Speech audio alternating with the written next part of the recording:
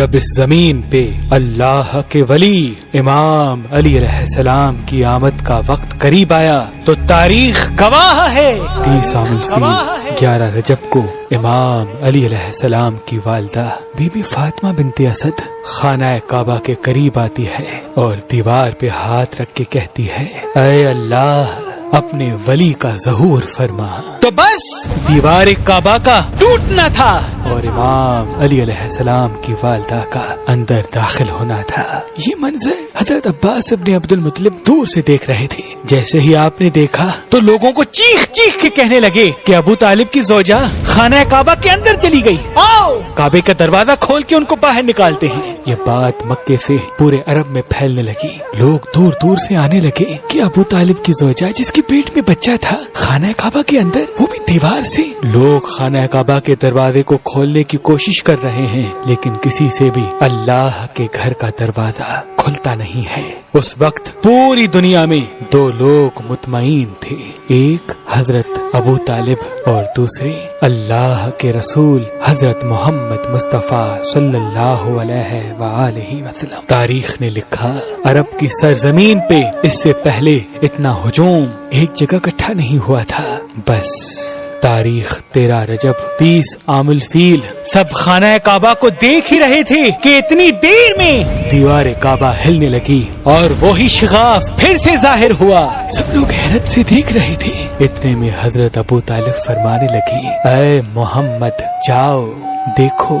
اللہ کے رسول اپنے مبارک قدموں سے خانہ کعبہ کے اندر جیسے ہی پہنچے تو دیکھا ایک نورانی بچے کے نور سے پورا خانہ کعبہ چمک رہا ہے۔ آپ نے دیکھا کہ امام علی کی والدہ پریشان ہے۔ رسول اللہ نے فرمایا اے میری ماں آپ غمزدہ کیوں ہیں؟ تو بی بی فاطمہ بنت اسد فرمانے لگی اے میرے بیٹے محمد، اللہ نے جیسے ہی اس بچے کا ظہور کیا تب سے لے کے نہ یہ بچہ روتا ہے نہ دودھ پیتا ہے۔ اللہ کے رسول نے مسکرا کے جیسے ہی بچے کو گود میں اٹھایا تو وہ بچہ مسکرا کے اپنی آنکھیں کھولنے لگا۔ اللہ کے رسول نے اپنی زبان امام علی علیہ السلام کے منہ میں دی اور امام علی علیہ السلام رسول اللہ کی زبان چوسنے لگی۔ پھر جیسے ہی رسول اللہ اپنی گود میں امام علی علیہ السلام کو لے کے باہر آتے ہیں تو سارا عرب اس بچے کے نور اور فضیلت کو دیکھ کے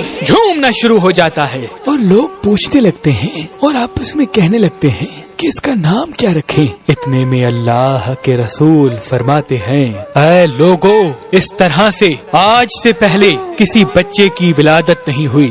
اس بچے کی ولادت علی ہے، افضل ہے، اعلیٰ ہے اور اللہ کی مرضی یہ ہے کہ اس بچے کا نام بھی علی رکھا جائے، یعنی وہ بلندی جس بلندی پہ کوئی پہنچ نہ سکے۔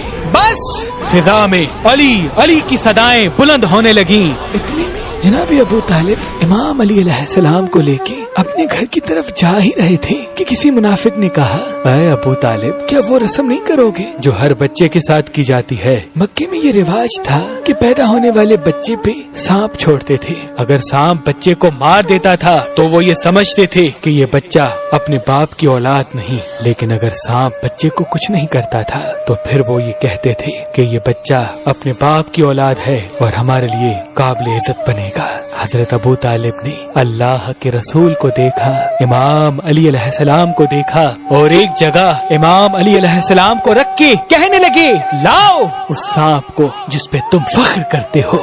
وہ سانپ چھوڑا گیا۔ جیسے ہی امام علی علیہ السلام کے قریب وہ سانپ آتا ہے، امام علی علیہ السلام اپنے ننھے ہاتھوں سے اس سانپ کو پکڑ کے چیر دیتے ہیں۔ بس سب لوگ زور زور سے کہنے لگے کہ بچے نے سانپ کو چیر دیا۔